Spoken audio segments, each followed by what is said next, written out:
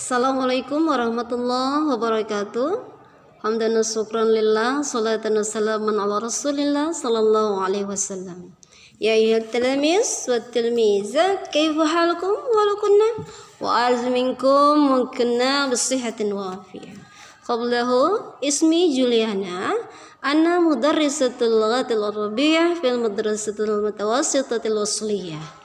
أكون هنا أن أدرس اللغة العربية بالمادة فعل الأمر. طيب قبل أن نبتدئ الدرس نقرأ أولا بقراءة البسملة. بسم الله الرحمن الرحيم. Pada saat ini kita akan membahas yang berhubungan dengan fi'il amar. Yang pertama itu apa yang dimaksud dengan fi'il amar. Yang kedua itu cara membuat fi'il amar. Kita masuki pembahasan yang pertama. Apakah fi'il amar itu?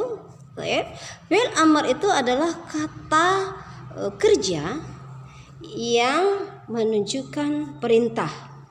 Perlu kita ketahui bahwa fi'il atau kata kerja jika ditinjau dari segi waktu terbagi menjadi 3. Yang pertama fi'il madhi, yang kedua fi'il mudhari, dan yang ketiga adalah fi'il amar. Fi'il madhi yaitu kata kerja yang menunjukkan masa atau waktu yang telah lalu, berarti telah dilaksanakan.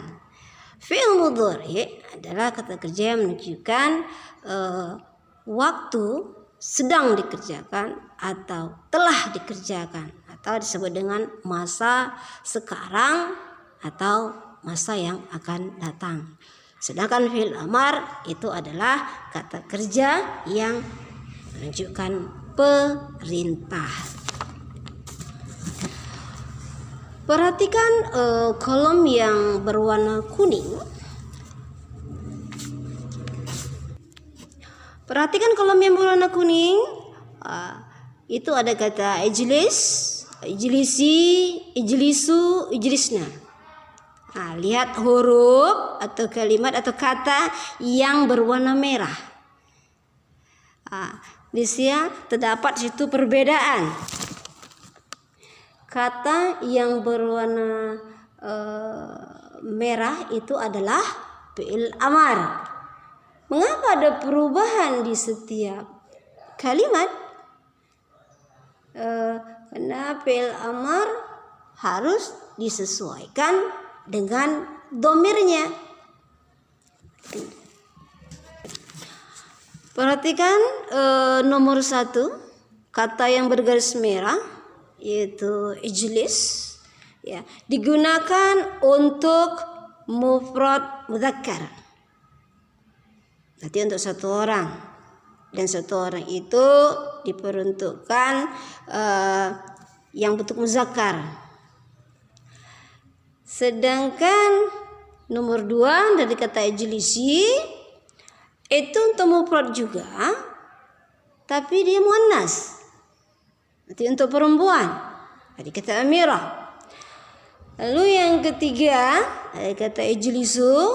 Nah ini bentuk jamak, jamaknya jamak muzakkar. Dan yang terakhir ada kata ijlisna, digunakan untuk bentuk jamak juga tetapi muannas, jadi jamak muannas. Selanjutnya kita masuk pembahasan yang kedua, yaitu cara membuat fi'il amar. Coba diperhatikan kolom yang di bawah, ada warna-warni di situ, ada warna ungu, warna toska, warna hijau daun, ya kan? Perhatikan. Di sini cara pembuatan fi'il amar itu ada 2, ya. Pertama dari sulasi mazid, contoh dari sulasi mazid. Jadi cara pembuatan fi'il amar, ya, itu harus kita ketahui fi'il madinya dulu. Langkahnya kita harus taruh dari fi'il madinya itu kita harus tahu bentuk fi'il mudhari'nya. Coba perhatikan yang kolom berwarna ungu itu ada fi'il mudhari' dari kata yata'allamu. Berarti yata'allamu asal kata fi'il madinya itu adalah ta'allama. Kenapa demikian? Karena kalau kita tidak tahu fi'il madinya, kita tidak akan tahu fi'il mudhari'nya. Kalau kita tidak tahu fi'il mudhari'nya, kita tidak bisa mengamarkannya.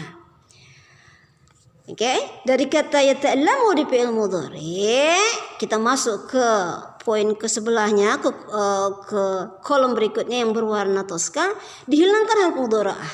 Yang menuju ke mudhara'ahnya itu dari ya-nya. Dari kata yata'allamu kita buang ya-nya. Ya. Nah, setelah itu disukunkan huruf akhir. Terakhir disukunkan huruf akhir. Maka menjadi ta'allam. Dan ini sudah berbentuk menjadi fi'il amar. Nah, karena apa? Karena fi'il mudhari'nya itu asal katanya ta'allamu, ta'allama. Mudhari'nya yata'allamu. Dari jadi kata yata'allamu menjadi ta'allam dan sudah berbentuk menjadi fi'il mudhari'. Menjadi fi'il amar. Cara yang kedua, ya, harus dilihat juga dari fi'il madinya. Coba perhatikan kolom yang bagian bawah, ya, yang berwarna-warni juga dari fi'il mudhari' situ ada 3 bentuk macam fi'il mudhari' di situ. Dari kata yadrusu, itu fi'il madinya dari kata darosa. Maka mudhari'nya akan kita jumpai menjadi yadrusu, darosa, yadrusu. Setelah kita ketahui fi'il mudhari' dari darosa dan yadrusu, baru kita hilangkan harfu mudhara'ahnya. Setelah kita hilangkan harfu mudhara'ahnya, lalu kita sukunkan huruf akhir. Nah, setelah kita sukunkan huruf akhir, lalu fi'il mudhari', harfu mudhari' yang kita hilangkan, ya, karena dia diawali dengan huruf mati setelah mudhari'ahnya dihilangkan, maka berganti menjadi hamzah wasol. Dan hamzah wasol itu ada dan cara memberi harakah pada hamzah wasol tersebut, ya, harus sesuai dengan ain fi'il. Ain fi'il itu adalah huruf yang terletak di tengah kata.